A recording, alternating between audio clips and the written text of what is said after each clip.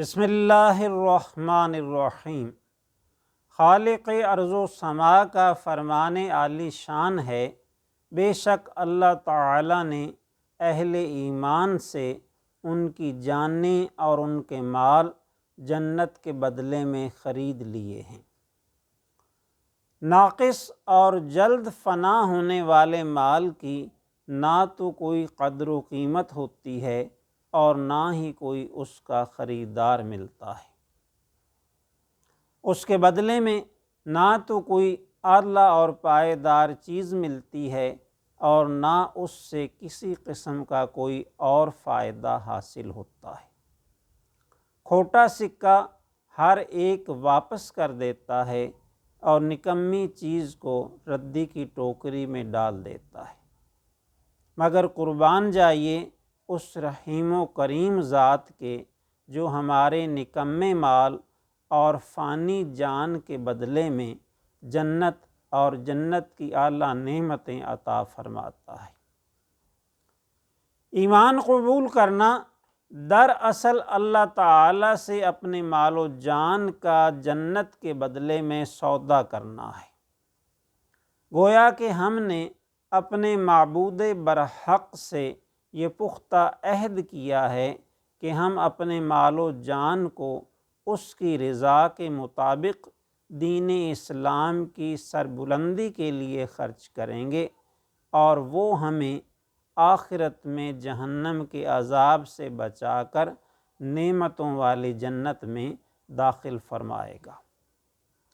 اس معاہدے کے بعد نہ ہمارا اب اپنے مال پر کوئی حق رہا اور نہ ہی ہماری جان ہماری اپنی رہی، کیونکہ ہم اپنے مال و جان کو جنت کے بدلے میں بیچ چکے ہیں۔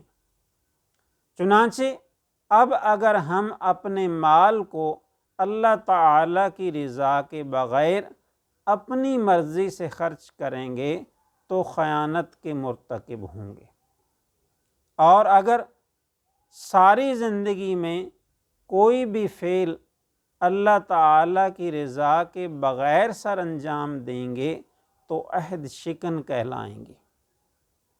سرکار دو عالم صلی اللہ علیہ وآلہ وسلم کا فرمان ہے، اس کا کوئی دین نہیں جو امانت میں خیانت کا مرتکب ہوتا ہے، اور اس کا بھی کوئی دین نہیں جو اپنا عہد پورا نہیں کرتا۔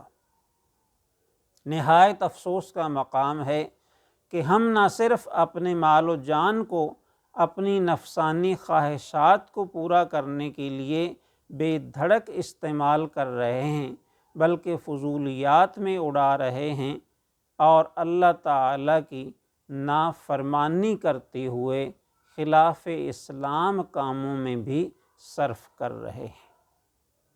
ستم بالائے ستم یہ کہ ہم نہایت ڈھٹائی سے اپنا مال ایسے برے کاموں میں خرچ کر رہے ہیں جن سے ملک کے نظام میں بگاڑ پیدا ہوتا ہے اور معاشرے میں فساد پیدا ہوتا ہے۔ ان دنوں ضمنی الیکشن قریب ہے اور ووٹوں کی خریداری کا مکروہ دھندا عروج پر ہے۔ عوام کے بظاہر ہمدرد اور غم گسار نظر آنے والے اپنی دولت کے بل پر ووٹ خرید کر نااہل امیدواروں کو کامیابی دلوانا چاہتے ہیں۔ اس طرح وہ ان سنگ دل، بے درد اور ظالم افراد کو اقتدار میں لانا چاہتے ہیں جن کو عوام سے نہ تو کوئی ہمدردی ہے اور نہ ہی انہیں ملک و قوم کی کوئی پرواہ ہے۔ یہ خونخوار درندے اقتدار کے بھوکے ہیں اور ہر حال میں ہر طرح سے اقتدار کی ہوس پوری کرنا چاہتے ہیں۔ ایسے لوگوں سے عوام یہ سوال پوچھنے میں حق بجانب ہیں، تیرا رحم و عطا جود و سخا سے واسطہ کیا ہے؟ تیرا رحم و عطا جود و سخا سے واسطہ کیا ہے؟ ارے او خود غرض تجھ کو خدا سے واسطہ کیا ہے، ارے ہو خود غرض تجھ کو خدا سے واسطہ کیا ہے۔ حضرت عمر رضی اللہ تعالی عنہ نے حضرت حذیفہ رضی اللہ تعالی عنہ کو کسی علاقے کا 1 سال کے لیے گورنر مقرر فرمایا۔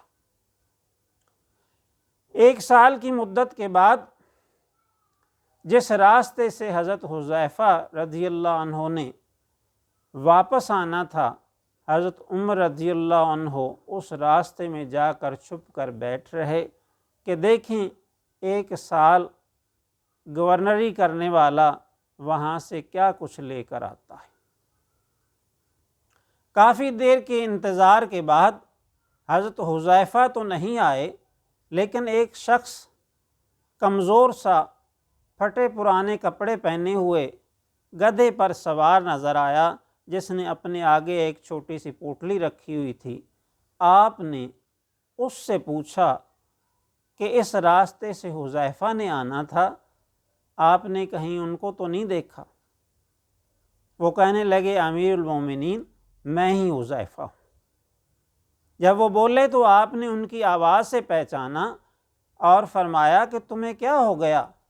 میں نے تو تمہیں گورنر بنایا تھا اور تمہاری صحت اتنی خراب ہو گئی۔ انہوں نے عرض کیا امیر المومنین یہ دیکھیں، میں جو یہاں سے ایک لباس پہن کے گیا تھا وہ میری اس پوٹلی میں ہے، وہ نہایت خستہ ہو کر پھٹ چکا ہے، اور وہاں سے جو میں نے ایک لباس لے کر پہنا ہے یہ میرے جسم پر ہے، اور آپ دیکھ سکتے ہیں کہ یہ بھی جا بجا اس کو ٹانکے لگے ہوئے ہیں اور جگہ جگہ سے پھٹا ہوا ہے۔ اور صحت خراب ہونے کی وجہ یہ ہے کہ جس علاقے کے لوگوں کی ذمہ داری آپ نے مجھ پر ڈال دی تھی، میں ان کی حفاظت کے لیے، ان کی ضروریات کو پورا کرنے کے لیے اور ان کی دیکھ بھال کے لیے نہ دن کو سویا نہ رات کو سویا، بارہا بہت کم نیند لی، بہت کم آرام کیا، اور پورا سال ان کی خدمت میں مصروف رہا، اس وجہ سے میری یہ حالت ہوگی۔